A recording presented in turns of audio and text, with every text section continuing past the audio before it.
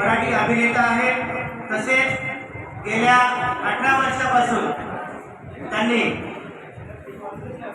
कला क्षेत्रामध्ये ते काम करीत आहेत. रोहित नाईक यांनी अनेक सुपरहिट आगरीकोडे म्युझिक डान्स यामध्ये काम केलं आहे. तसंच ताईचं पत्र हरवलं या मराठी चित्रपटामध्ये सुद्धा यांनी काम केलेलं आहे. त्यानंतर रोहित नाईक यांनी स्वातंत्र्यवीर सावरकरांची भूमिका सुद्धा एक छोट्याशा मालिकेमध्ये सादर केलेली आहे आणि त्यासाठी त्यांना 2023 मध्ये विवेक व्यासपीठातर्फे या संस्थेकडून एक पारितोषिक सुद्धा मिळालेलं आहे. त्यानंतर हिंदी व मराठी म्युझिक व्हिडिओमध्ये त्यांनी नृत्य दिग्दर्शन सुद्धा केलेलं आहे. तसेच अनेक हिंदी आणि मराठी सामाजिक शॉर्ट फिल्म सुद्धा या फिल्ममध्ये त्यांनी अभिनय सुद्धा केलेला आहे. त्यानंतर रोहित नाईक हे निवेदक म्हणून संपूर्ण महाराष्ट्रभर काम करीत आहेत. त्याचबरोबर खेळ पैठणीचा जसे छोटे छोटे कार्यक्रम स्टेज शो होता त्यामध्ये खेळ पैठणीचा हो मनीष सर असे सुद्धा कार्यक्रम त्यांनी सादर केलेले आहेत. तसेच त्यांचं जे ऑफिशियल या नावाने यूट्यूब चॅनल सुद्धा सुरू आहे. कुणाला जर सर्च करायचं असेल तर ऑफिशियल यूट्यूब चॅनल तुम्ही सर्च करू शकता आणि बरेचसे त्यांचे व्हिडिओज यूट्यूबमध्ये उपलब्ध आहेत, आपण बघू शकता.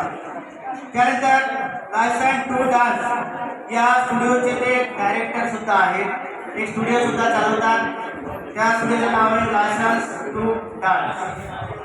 तसेच मुंबई आणि नवी मुंबईमध्ये त्यांचे डान्स इव्हेंट सुद्धा आणि क्लासेस सुद्धा सुरू आहे.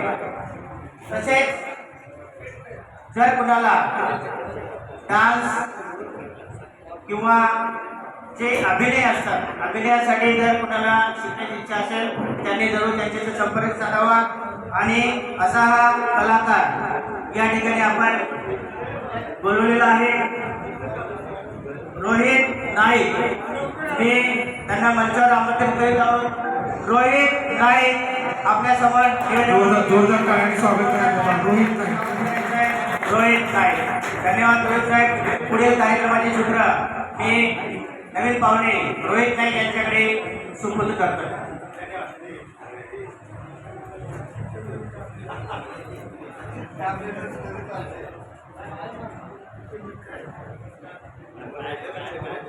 नमस्कार.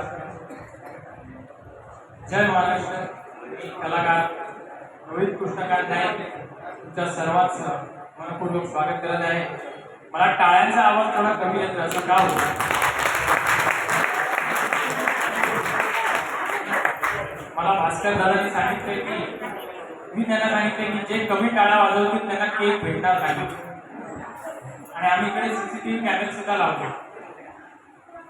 आणि टाळ्या तुम्ही का वाजवाव्या याचं कारण आहे की आता काही दिवसातच टाळ्याने खूप काही टाळ्या वाजणार आहेत. काय काय भास्कर दादांचा विजयाचा जल्लोष सुद्धा आपल्या या टाळ्यांमध्येच करायचा. मला वेगळं सांगायची गरज नाही. सरांनी जी माझ्याबद्दल माहिती दिली धन्यवाद. गेल्या 18 वर्षापासून मी कला क्षेत्रात काम करत आहे आणि सर्वांच्या आशीर्वादाने नवी मुंबई, मी राहिला जरी मुंबईला असलो पण माझी कर्मभूमी नवी मुंबई. आणि सर्वप्रथम मी भास्कर दादांना आज तुमच्या वाढदिवसानिमित्त पूर्वच्या शुभेच्छा देतो. जिंकणार तर भास्कर दादा 100%. जोरदार टाळ्या त्यांच्यासाठी. ही मानसिकता घेऊनच ते काम करत असतात. तळागाळातला कार्यक्रम